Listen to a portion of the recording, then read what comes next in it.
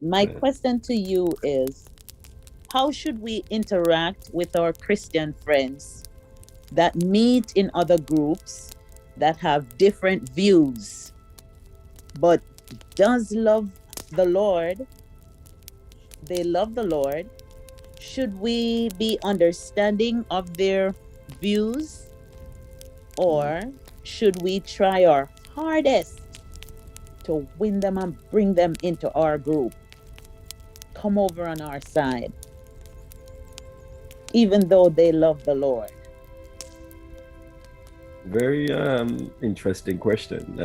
Again, good night, everybody. More grace. Thank you for having me, Pastor Smith, You're Apostle, welcome. and the leadership of New Apostolic International Ministry. Very interesting question.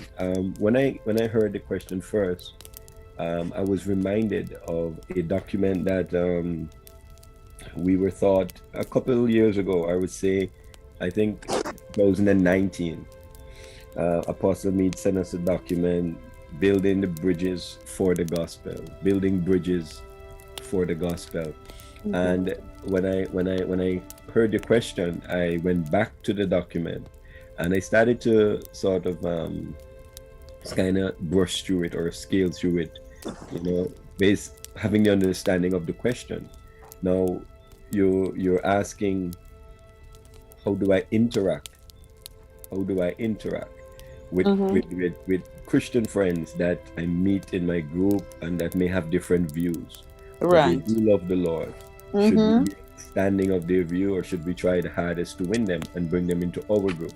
Mm-hmm. Now, one of the reasons why I was reminded of that document, building bridges for the gospel, is that when we were looking at it, we were looking at relationships. And it's funny enough that this is a question, or interesting, I should say, interesting enough that this is a question. And we're looking at relationships. We're still looking at fostering, forging, developing, strong relationships. So one of the things that really destroy the fabric of relationships is that we're not tolerant of other person's views, even though we may be Christians, even though we may be reading from the same source material. Many times what we do, if someone has a different view from us, we try Mm-hmm. to challenge them to show them how their view is wrong and how Mm-hmm. my view is right. But that doesn't work, because that now becomes the friction in that relationship. And Mm-hmm. if it's not addressed properly, if we're not careful at looking at person's views, I think if we can find common ground, Mm-hmm. even with our different views, common ground, if we both love the Lord and we sincerely want to serve him, then our views, we should be accepting of other person's views, not to force upon them our views, or belittle them with their views, but find that common ground. Is Jesus Christ Lord? And both of us can agree that Jesus Christ is Lord. Then let's use that very foundational pillar and build from there. Because again, one of the important things that the Apostle Paul teaches us, and I think it relates very much to this question, is being an ambassador for Christ. Now, Mm-hmm. being an ambassador for Christ would entail that we are bridge builders and not wall Mm-hmm. builders. We move away Mm-hmm. from isolation. We move away from isolating ourselves. We move away from from guarding ourselves in such a way that persons doesn't get over to us and we cannot go over to them. But being an ambassador, based on what the Apostle Paul would have made mention, I think, in the book of First Corinthians 2 and verse 5 and 18, it says this. It says, all this is from God, who Mm-hmm. reconciled us to him through Christ and Mm-hmm. give us the ministry of reconciliation, that Mm-hmm. God was reconciling the world to himself in Christ, not counting men's sins against them.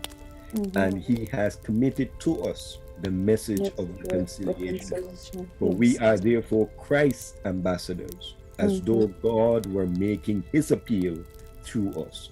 Mm-hmm. 2 Corinthians 5:18-20. So again, we may come in contact with persons that have different views from us, but we still believe that Jesus Christ is Lord. So we can look at our views and see where we can find that common ground and build a bridge to go across to the other as well as allowing the others to come over to us. And I think when we look at bridge builders, a bridge builder is one who made a commitment to understand people with different backgrounds and beliefs in order to make Christianity relevant to these people. This is the common ground I'm talking about.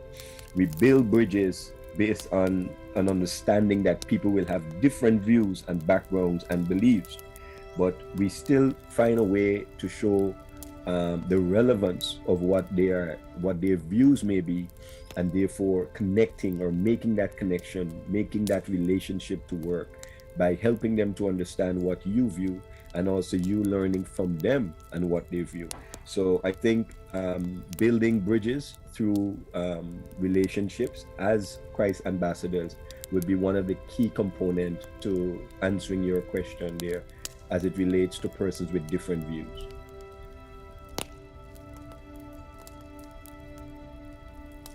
When it comes to learning about just having relationships, we were exposed quite recently to in Apostle's birthday, to this type of symbiosis of relationships occurring. And it basically taught us how we should interact with individuals that are in the same school of thought, but they might have differences when it comes to the our cultural wise, or just the differences within our different denominations. So out of that relationship, I've learned that we must be accepting of differences, not only in Christendom, but in our own circles with those that are sinners. The the relationship with Elder Tongue and Apostle, it's 20 something years of longevity with that relationship, even though both coexist in different schools of thought. So that makes you realize that when you're in that situation, just having different things to feed off of each other actually helps a relationship.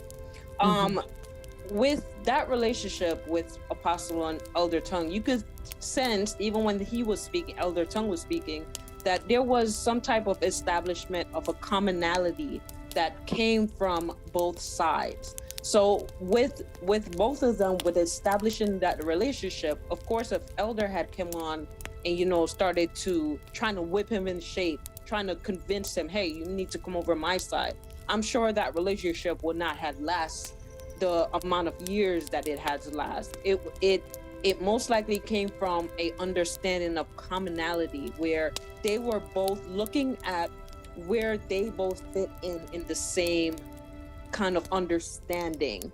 And once you start to establish the commonality between each of you, then from there you could start dealing with the differences. You could start talking about the differences in the most calmer state, because you have a baseline, you have a foundation that is strong, because both of you understand certain things. Let's deal with building the house now, which the house is just the differences. You could take something here, I could take something there, but we're still building the house on a foundation that is solid and is common between both of us.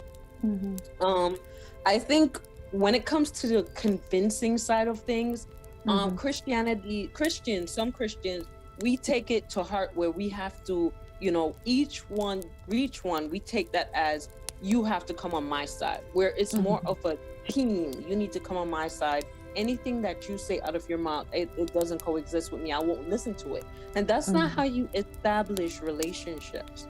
God is a God of relationship. And for that symbiosis to happen, you have to give some and you have to take some. I remember when I first started making videos online, Apostle, I spoke to him and said, there's so much people with a different school of thought than mine. And I found myself exhausting myself, just trying to speak to everybody, trying to correct, just the understanding. And I found myself to be very exhausted, very upset, very exhausted. At the end of the day, they're going to fight to their end of their beliefs because they were culturally indoctrinated with a certain mindset. So who Mhm. am I to go to this individual and tell them that their indoctrination is wrong? And the way I found out I was doing it was extremely wrong. It was, let's establish that commonality. When you're creating a relationship, you try to figure out, hey, what do you like that I like? And let's start to build off of that. And then you see Mhm. the differences, you see it come out, but it's not as blatant as if you were just going after the person and saying, you need to come over here. And once you start to establish that commonality, you see that everything else comes as a discussion point because you're building the relationship. And of course, when you look at elders case study in this sense, Mhm. you see that not only does Elder Tongue's congregation do get exposed to apostles methodologies and the way he thinks and the way that he expresses his growth to God, but he also experiences a new way of thinking. Okay, they think this way, why is it this way? How do I reach persons that have this common knowledge? Or how do Mhm. I change it? Or how do I show them that what they may be thinking is kind of correct, but let me just guide you in the correct direction. So those Mhm. things are the things that get established when you have a relationship where it's not only, oh, you need to come on my side. Let's establish that common ground and let's learn from each other, because that's what's going to build it in the future. And that's how you're able to allow Christianity to grow. It's the understanding of everyone is different because we look different, um, and accepting of those differences.